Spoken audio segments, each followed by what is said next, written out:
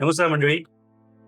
Make in Japan किंवा Tokyo drift किंवा 7 जपानी गुपितं सुखी समाधानी आणि समृद्ध आयुष्याची हे जे आपण पाहतोय त्याच्यामधला पुढचा पार्ट आहे उबायतोरी. तर उबायतोरी म्हणजे बेसिकली काय, आपण कोणाची तुलना करू नये निगेटिव्ह सेन्समध्ये, नकारात्मक दृष्ट्या. हेल्दी कॉम्पिटिशन हा एक पार्ट झाला ज्याच्यामुळे आपल्याला आपली प्रगती होते इतरांकडे बघून किंवा इतरांकडून शिकून किंवा इतरांशी स्पर्धा करून. पण त्याचं निगेटिव्ह कॉनोटेशन जे आहे ते म्हणजे इतरांशी आपण तुलना करतो आणि स्वतःला कमी लेखतो आणि मग स्वतःचा आत्मविश्वास ढासळतो वगैरे असा प्रकार. तर जपानी संस्कृतीमध्ये ओबायतोरी हा अतिशय महत्वाचा पार्ट ठरतो. ओबायतोरीचा शब्दशः अर्थ असा होतो, taking pleasure in each individual flower.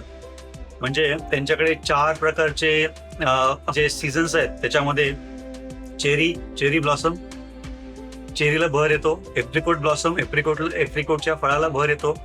त्यानंतर प्लम आणि पीच, हे जे 4 गोष्टी आहेत त्यांच्या बहरांचा जो कालावधी आहे आणि हे जे 4 आहेत, चेरी, एप्रिकोट, प्लम आणि पीच, याचे फुलं दिसायला अतिशय सुंदर दिसतात. त्यामुळे त्यांच्या बहराच्या काळामध्ये त्याचे अतिशय सुबक आणि सुरेख दिसतात. तुम्हाला मी फोटो शेअर करतोय. चेरीचा बहर आलेला, एप्रिकोटचा बहर आलेला, पीचचा बहर आलेला आणि प्लमचा बहर आलेला. तर सांगण्याचा मुद्दा, ओबायतोरी म्हणजे प्रत्येक जण आपल्या समाजामध्ये, देशामध्ये, कुटुंबामध्ये प्रत्येक जण चेरी, एप्रिकोट, पीच, प्लम असू शकतो. त्यामुळे आपण सगळ्यांना एकाच तराजूमध्ये झोपून चालत नाही. प्रत्येकाचा स्वभाव वेगळा, रंग वेगळा, वागण्याची पद्धत वेगळी, विचार करण्याची पद्धत वेगळी, अँबिशन महत्वाकांक्षा वेगळी, काम करण्याची पद्धत वेगळी. या सगळ्या ज्या गोष्टी आहेत, सवयी वेगळ्या, राजकीय सामाजिक दृष्टिकोन वेगळे, वैयक्तिक दृष्टिकोन वेगळे, व्यावसायिक महत्वाकांक्षा वेगळी आणि आपण आयुष्यामध्ये सुखी समाधानी समृद्ध होऊ हे झोकताळे पण वेगळे. त्यामुळे एकमेकांशी तुलना न करता taking pleasure in eat individual flower, मग तो चेरी असेल, एप्रिकोट असेल, प्लम असेल किंवा पीच असेल, हा ओबायतोरीचा मूळ गाभा आहे. म्हणजे आपल्या आजूबाजूला असलेल्या चेरीच्या बहरामध्ये पण आपण खुश समाधानी असलं पाहिजे, ते आपल्याला त्याचा आनंद घेता आला पाहिजे. एप्रिकोटच्या बहरामध्ये पण त्याचा आनंद घेता आला पाहिजे त्या बहराचा. पीच जेव्हा बहराला येईल तेव्हा पण त्याचा आनंद घेता आला पाहिजे. आणि जेव्हा प्लमचा जो बहर येईल त्याच्यामध्ये आपण तेवढ्याच दिलखुलासपणे आपल्याला त्याचा आनंद घेता आला पाहिजे, एकमेकांशी तुलना न करता. चेरीची तुलना एप्रिकोटची प्लमची पीच बरोबर, पीचची परत चेरी बरोबर किंवा व्हेरियस परम्युटेशन कॉम्बिनेशन्स असं न करता ओबायतोरीचा मुख्य अर्थ असा होतो की आपण प्रत्येक इंडिव्हिज्युअल, व्यक्ती हा वेगळा असतो. जसं चेरी, एप्रिकोट, प्लम आणि पीच आहेत त्या सगळ्या एकमेकांपासून वेगळ्या असल्यामुळेच त्यांचे स्वतःचे काही गुणधर्म आहेत, सकारात्मक, नकारात्मक, त्या सहित आपण त्यांचा बहराचा त्यांचे जे फुलण्याची जे कालावधी आहे किंवा तो जो कालक्रम आहे त्याचा व्यवस्थित आपल्याला अनुभव घेता आला पाहिजे किंवा आनंद घेता आला पाहिजे. आणि हे लॉजिक सिमिलरली अप्लाय होतं लाईफमध्ये सुद्धा. प्रत्येक व्यक्ती आपल्या कालानुसार, आपल्या स्वभावानुसार, आपल्या कष्टानुसार, आपल्या महत्वाकांक्षेनुसार, आपल्या जडणघडणीनुसार वर येतो. आयुष्यामध्ये वेगवेगळे निर्णय घेतो आणि त्याचे परिणाम त्याच्या आयुष्यामध्ये दिसून येतात. पण प्रत्येकाच्या बहराचा वेगळा असतो. हे आपल्या शालेय संस्कृतीमध्ये थोडासा प्रॉब्लेम आहे असं मला वाटतो की प्रत्येक जण माझ्या वैयक्तिक अनुभवानुसार शालेय जीवनामध्ये ज्या व्यक्ती तेवढ्या बहरामध्ये नव्हत्या, त्या शालेय जीवन संपल्यानंतर जेव्हा त्यांनी व्यवसाय सुरू केला किंवा कामाला सुरुवात केली तेव्हा त्या बहराला आल्या. आणि ज्या व्यक्ती शालेय जीवनामध्ये बहराला होत्या त्या काम सुरू केल्यानंतर किंवा व्यवसाय सुरू केल्यानंतर थोड्या डबघाईला आले मानसिकदृष्ट्या किंवा महत्वाकांक्षेच्या दृष्ट्याने. हे जे बहरांचे वेगवेगळे कालक्रम आहेत ते आपण लक्षात घेतले पाहिजेत. याचा दुसरा अर्थ असा पण होतो की आता जर एखादी व्यक्ती डाऊन असेल, त्याचा बहर चालू नसेल, तरी पण त्याला आपण मदत केली पाहिजे, त्याच्याबरोबर आपली रिलेशनशिप मेंटेन केली पाहिजे. त्याचबरोबर त्याला काही गरज आहे का हे पाहिलं पाहिजे, कारण त्याच्या बहराचा जेव्हा काळ येईल तेव्हा त्याच्या बहरामध्ये पण आपल्याला त्याची साथ मिळाली पाहिजे. हे जे एकमेकांचे बहर अनुभवण्याचे आणि आनंद घेण्याचे जी लॉजिक आहे जपानी लोकांचं, त्याला ओबायतोरी म्हणतात. तर हे अतिशय महत्वाचं आहे. आपण आयुष्यामध्ये काम करत असतो, आपली वैयक्तिक कॅपॅसिटी असते, आपली सामाजिक कॅपॅसिटी असते, आपली आर्थिक कॅपॅसिटी असते, आपल्या मागे कोणाचं तरी पाठबळ असतं, पण प्रत्येक ठिकाणी असं नाहीये. त्यामुळे हे आपण जेव्हा एकमेकांची तुलना करतो स्वतःची, माझ्या शेजारी, मी जे नेहमी म्हणतो, माझ्या शेजाऱ्याने एसयू घेतली तर मला त्रास का व्हावा, माझ्या कलिगला जर 25% इन्क्रिमेंट मिळाले तर मला त्रास का व्हावा आणि मला 35 मिळाले असेल तर मला आनंद का व्हावा, किंवा माझ्या शेजाऱ्यांनी एसयू घेतली आणि माझ्याकडे मर्सिडीज ऑलरेडी आहे तर मला त्याची त्याची की काय त्याच्याबद्दल कोणती भावना माझ्या मनात यावी. हे तुलना करण्याचे जे प्रकार आहेत, आर्थिक तुलना असेल, शैक्षणिक तुलना असेल किंवा बाकीच्या तुलना असतील, अलीकडच्या काळामध्ये मी असं पाहिलंय 80 नाही 90% लोक हे मटेरियलिस्टिक. तुझ्याकडे एक कोणता टीव्ही, मेरा टीव्ही तुमसे बडा कैसे, मेरी कार तुमसे बडी कैसे, मेरा शर्ट तुमसे ब्रँडेड तुमसे ज्यादा ब्रँडेड कैसे प्राइस वाईज, या ज्या गोष्टी दिखावायच्या त्याच्यामध्ये जास्त वाद जातात. त्यामुळे कम्पॅरिझन तुलना करून पण लोकांना आनंद मिळत नाहीये. समजा या पहिल्या उदाहरणामध्येच जर समजा मला 25% इन्क्रीमेंट मिळाले असेल, हायपोथेटिकल 25% इन्क्रीमेंट मिळत नसते, मला जर 25% इन्क्रीमेंट मिळाले असेल आणि मी जर माझ्या कलिगला विचारलं तुला किती मिळालेले, आता बेसिकली 25% इन्क्रीमेंट ही माझ्यासाठी खूप चांगली गोष्ट आहे. आणि मी जेव्हा माझ्या कलिगला विचारतो तुला किती मिळाले, त्याने जर मला 12 टाइम सांगितले किंवा 8 सांगितले तर मला आनंद होतो. आणि त्याने जर मला 28 किंवा 30 सांगितलं तर मला दुःख होतं. आता मला जे इन्क्रीमेंट मिळाले ते अमाऊंट व्हॅल्यू चेंज होत नाही, पण हा जो पर्स्पेक्टिव्ह आहे तुलना करण्याचा, त्याच्यामुळे आपला सगळा जो मानसिक स्वास्थ्य, समाधान हे आहे ते हिरावलं जातंय असं मला प्रकर्षाने जाणवतं. सिमिलरली गाडीचं उदाहरण द्यायचं झालं, माझ्याकडे समजा जेटा असेल तर माझ्या शेजाऱ्याने जर मर्सिडीज घेतली तर मला थोडंसं असूया वाटू शकेल का वाटावी. आणि जर माझ्या शेजाऱ्याने त्याची गाडी त्यांनी अल्टो घेतली किंवा वॅगनार घेतली तर मला आनंद वाटावा का दुःख वाटावं, काय वाटावं. हे ज्या परसेप्शनच्या गोष्टी आहेत ना, आणि माझ्याकडे गाडी नसेलच आणि माझ्या शेजाऱ्यांनी मर्सिडीज घेतली तर हे जे प्रकार आहेत हे सगळे तुलना करण्याचे प्रकार आहेत. एकमेकांची तुलना करून आपण आपलं जे सध्याची परिस्थिती आहे त्याच्यापासून त्रास करून घेणं, याला टाळण्यासाठी उभायतोरी अतिशय महत्वाचा. तर हे तुलना जे आहे ते टाळता आले पाहिजे. तुलना कधी करायची, जेव्हा हेल्दी कॉम्पिटिशन, याच्यामध्ये बॅलन्सचा खूप महत्वाचा पार्ट आहे. बॅलन्स करणं जमलं पाहिजे. कोणाची तुलना करायची, कितपर्यंत करायची, का करायची, या गोष्टी कळल्या पाहिजेत. जेणेकरून आपलं मानसिक स्वास्थ्य, एखादी व्यक्ती जोपर्यंत आपल्याला पुश करते परफॉर्म करण्यासाठी, इम्प्रूव्ह करण्यासाठी सकारात्मक दृष्ट्या, तोपर्यंत तुलना म्हणण्यापेक्षा हेल्दी कॉम्पिटिशन, स्पर्धा करता आली पाहिजे. स्पर्धा वेगळी, तुलना वेगळी. स्पर्धा कोणाची करायची हा पण महत्वाचा मुद्दा असतो. जोपर्यंत आपली वैयक्तिक प्रगती होते, सामाजिक, आर्थिक, शैक्षणिक, व्यावसायिक प्रगती होते, तोपर्यंत तुलना करणं किंवा स्पर्धा करणं महत्वाचं. तुलनेपेक्षा स्पर्धा करणं महत्वाचं. तुलना ही फक्त विचार आहे आणि स्पर्धा ही ऍक्च्युअली कृती आहे. हा खूप मोठा फरक आहे. तर हे उभायतोरीचं सगळ्यात महत्वाचं हे जे आहे, मी माझ्या वैयक्तिक माझा बहर जो आहे तो मला माहिती आहे मी कधी भरणार आहे आणि त्या दृष्टीने मी काम करणार आहे. तोपर्यंत मी वाट बघीन. माझ्या बॅचमेट्सना जर समजा 98, 99 किंवा 100 मार्क्स मिळत असतील 10वी-12वी मध्ये आणि मला जर 87-90 वगैरे मिळत असतील तर मला आनंद झाला पाहिजे, दुःख झाला पाहिजे की तुलना केल्यामुळे मला 87-90 मिळालेत.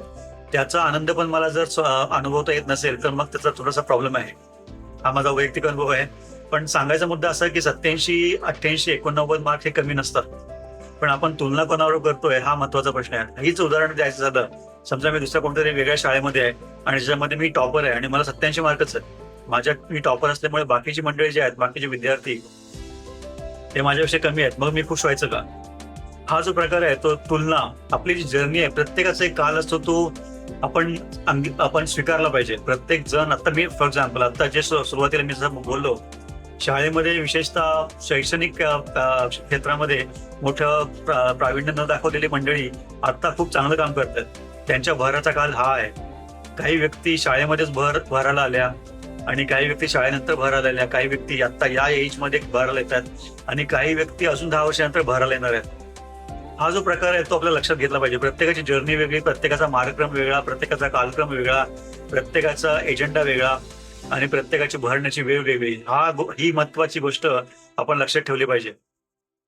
त्यानंतर याचा फायदा असा होतो की आपण एखाद्या, समजा मी जर माझ्या शेजारी माझा एक मित्र असेल, तो जर चांगला पेंटिंग करत असेल किंवा चांगला कोच असेल, तो स्पोर्ट्स कोच, स्विम कोच, तर तुलना करणं हेच याच्यामध्ये प्रॉब्लेम आहे. कारण बहाराला येणं, पेंटिंग जेव्हा फायनान्शियली, आर्थिकदृष्ट्या जर मी कम्पॅरिझन करत असेल, सुरुवातीला मला वाटेल चित्र काढून मी टाइमपास करतोस वगैरे.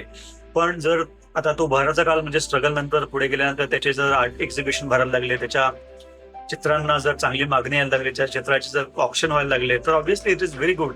त्यामुळे हे जे टॅलेंट्स आहेत ते इतरांचा प्रभाव किंवा इन्फ्लुएन्स, निगेटिव्ह इन्फ्लुएन्स येऊ न देता आपले युनिक टॅलेंट्स आपल्याला जोपासता आले पाहिजेत. त्यासाठी उभायतोरी अतिशय महत्वाची. आपण स्वतःचा वैयक्तिक जो स्टँड आहे, स्वतःचा वैयक्तिक जो टॅलेंट आहे त्याच्यावर विश्वास पाहिजे. आणि तो समोरच्या व्यक्ती किंवा समोरचा समूह कितीही प्रेशर टाकत असेल तरी पण आपण त्यापासून यत्किंचितही न ढळता त्या दृष्टीने मार्गक्रमण केलं तर आपल्याला त्याचा नक्की फायदा होतो. हा उभयतोडीचा सगळ्यात महत्वाचा मुद्दा आहे. त्यामुळे होतं असं की आपल्या अंगी जी कला आहे, आपल्याला जे करायचंय, पॅशन आहे, त्याच्यावर काम केल्यामुळे आपल्याला स्वतःबद्दलचा कॉन्फिडन्स वाढतो, स्वतःबद्दल आत्मविश्वास येतो. त्याचबरोबर त्याचं जर आपण मॉनिटाईज करायला लागलो हळूहळू, त्याच्यापासून जर आर्थिक आपल्याला जर मदत व्हायला लागली तर ऑब्व्हियसली इतरांची मग नकारात्मक जे बघण्याचा दृष्टिकोन असतो तो पण कमी होत जातो. आणि त्याचबरोबर हे जे काही आपण करतोय इतरांशी तुलना न केल्यामुळे त्याचा एक आपल्याला आनंद पण मिळतो की मी जरी समजा मला 98 नसतील मॅथमॅटिक्समध्ये तरी पण मी हिस्टरीमध्ये खूप चांगला आहे, मला हिस्ट्रीमध्ये 98 आहे. मग त्याचा मला कसा फायदा होईल किंवा मला त्याच्यामध्ये कसा आनंद येतो, हा अतिशय महत्वाचा पार्ट आहे. मग काही लोकांना जर मराठीमध्ये 86 असते तर मला इंग्लिशमध्ये 84 असतील. हे जे तुलनेचे प्रकार आहेत त्यामध्ये आपली वैयक्तिक टॅलेंट काय आहे, आपण कोणत्या दृष्टीने आपलं बेसिकली आपण जे कष्ट करतो तो पण त्याच्यापासून जे सिग्नल येत आहेत, रिझल्ट्स, ते आपल्याला एक मार्ग दाखवतात, आपले जे टॅलेंट दाखवतात, आपण कोणत्या दिशेने गेलं पाहिजे हे दाखवतात. त्यामुळे हे जे आपल्याकडे जे आहेत कला, गुण, कौशल्य, याचा इतरांशी तुलना न करता त्याला स्वतःला जोपासता आले पाहिजे. क्रिकेट खेळताना जर माझ्यापेक्षा एखादा चांगला बॅट्समन असेल तर मला त्याच्याकडून शिकता आलं पाहिजे. पण तो समजा मी स्वतःची तुलना जर सचिन तेंडुलकर बरोबर करायला लागलो तर मग प्रॉब्लेम येतो. इट्स अ ह्यूज प्रॉब्लेम, नाही का? असा हा प्रकार आहे. त्यामुळे तुलना अतिशय धोकादायक ठरतात. स्पर्धा करू शकतो, स्पर्धा मी कोणाशी करायची हे मी ठरवू शकतो. सचिन तेंडुलकरांशी मी स्पर्धा करू शकतो, पण मी कुठपर्यंत पोहोचले मला माहित नाहीये, त्यांना माहीत पडायची पण गरज नाहीये. पण सचिन तेंडुलकर माझ्याबरोबर स्पर्धा करू शकत नाही क्रिकेटमध्ये, कारण I am almost nobody, I am actually nobody in cricket. त्यामुळे या गोष्टी ज्या आहेत ते आपल्याला ठरवता आलं पाहिजे की स्पर्धा कोणाची करायची आणि तुलना कोणाची करायची.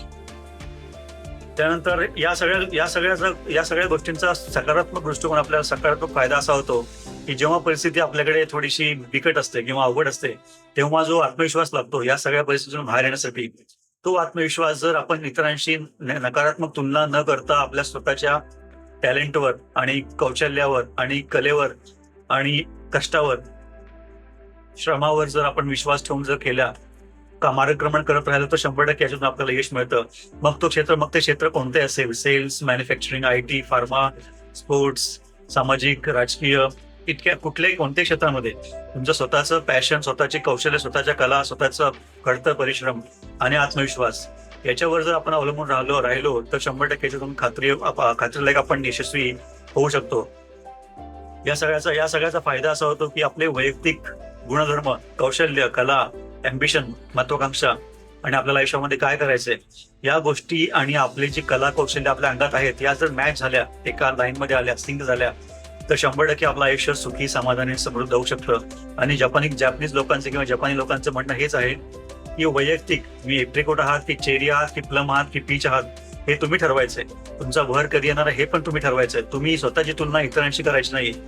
हे झालं त्या 4 व्यक्तींबद्दल. पण त्याचबरोबर एक समाज म्हणून, एक ऑडियन्स म्हणून, फक्त आपण जे पाहतो प्रेक्षक म्हणून, या 4ही पण चेरी, प्लम, एप्रिकॉट आणि पीच यांचे बहर वेगवेगळ्या ठिकाणी असल्यामुळे आपण सगळ्यांची तुलना एकाच वेळी करू शकत नाही. प्रत्येकाची वेळ वेगळी आहे, प्रत्येकाचा काळ वेगळा आहे, प्रत्येकाचा दिनक्रम वेगळा आहे. त्यामुळे या सगळ्या गोष्टींचा आपल्याला लक्षात घेतलं पाहिजे की प्रत्येक जण बहरणार आहे. एक गोष्ट मात्र नक्की आहे, कोणत्या ना कोणत्या क्षेत्रामध्ये प्रत्येकाचा बहर येतच असतो. फक्त आपल्याला कळलं पाहिजे की तो बहरात कधी येईल किंवा तोपर्यंत आपल्याला पेशन्स पाहिजे, तोपर्यंत वाट बघण्याची. हा उभयतोडीचा सगळ्यात महत्वाचा पार्ट आहे. आणि जपानी लोक सुखी, समाधानी, समृद्ध यासाठी असतात की मी माझ्या कलांवर, माझ्या कौशल्यावर आणि माझ्या कष्टावर अवलंबून मला जे आवडते ते करतो. त्याचा समाजाला, कुटुंबाला आणि मला वैयक्तिक फायदा होतो. समाजाला आणि राष्ट्राला पण फायदा होत असेल तर ऑब्व्हियसली उभयतोडी is a fantastic concept. Taking pleasure in each individual flower. आपल्या देशामध्ये, राज्यामध्ये, कुटुंबामध्ये जेवढे फ्लॉवर्स आहेत आपल्याकडे, त्या प्रत्येकाचा सुवास वेगळा, प्रत्येकाच्या बहराचा वेळ वेगळा. फक्त आपल्याला तोपर्यंत पेशन्स, तोपर्यंत आपल्याला वाट फक्त पाहता आली पाहिजे. मग तो आपला स्वतःचा बहर असेल किंवा इतरांचा, योग्य वेळी तो बहर येतोच. त्यामुळे तोपर्यंत येत नाही तोपर्यंत कष्ट करायचे आणि जो आल्यानंतर उत्तमात नाही करायची. या गोष्टी या उभयतोडीचा एक मूळ गाभा आहे. मला आशा आहे की या गोष्टीपासून आपण हे शिकू शकतो की आपण कोणत्या परिस्थितीमध्ये असो, स्ट्रगलिंग मध्ये असो, स्ट्रगल करत असो किंवा सक्सेसफुल असो किंवा एखाद्या क्षेत्रामध्ये आपण प्रावीण्य मिळवलेलं असेल तरी पण तुलना जी आहे ती कोणाशी करायची कळलं पाहिजे आणि कुठपर्यंत करायची हे पण कळलं पाहिजे. स्पर्धा अवश्य करा इतरांशी स्पर्धा अवश्य करा जेव्हा तुम्हाला माहित आहे की तुमचं काहीतरी प्रगती होणार आहे, सकारात्मक प्रगती होणार आहे. दुसरं एक निगेटिव्ह उदाहरण द्यायचं झालं तर मित्रांमध्ये असं बऱ्याच वेळा मी 2 बिअर पितो, मग हा दुसरा जो शेजारी आहे तो 4 बिअर पितो. याच्यामध्ये स्पर्धा करून काही फायदा नाहीये, त्याच्यामध्ये तुलना करून पण फायदा नाहीये. या ज्या गोष्टी आहेत त्या आपल्याला टाळतायला पाहिजे. सगळ्यात बॉटम लाईन अशी आहे की ओबाटोरीचा never compare yourself with others ही तुलना कोणाशी करायची आणि कोणाशी नाही करायची हे एक पर्सनल जजमेंट असतो. तो इतरांनी आपल्याला सांगता येत नाही, इतर सांगू पण शकत नाही आणि इतरांनी सांगितलं तर तो आपण ऐकू पण नाही. आपण आपल्याला स्वतःला ठरवता आला पाहिजे की आपण स्वतःची तुलना आणि स्पर्धा कोणाशी करायची, जेणेकरून आपले सर्वांगीण विकास आणि समृद्धी विकास होईल. धन्यवाद. थँक्यू.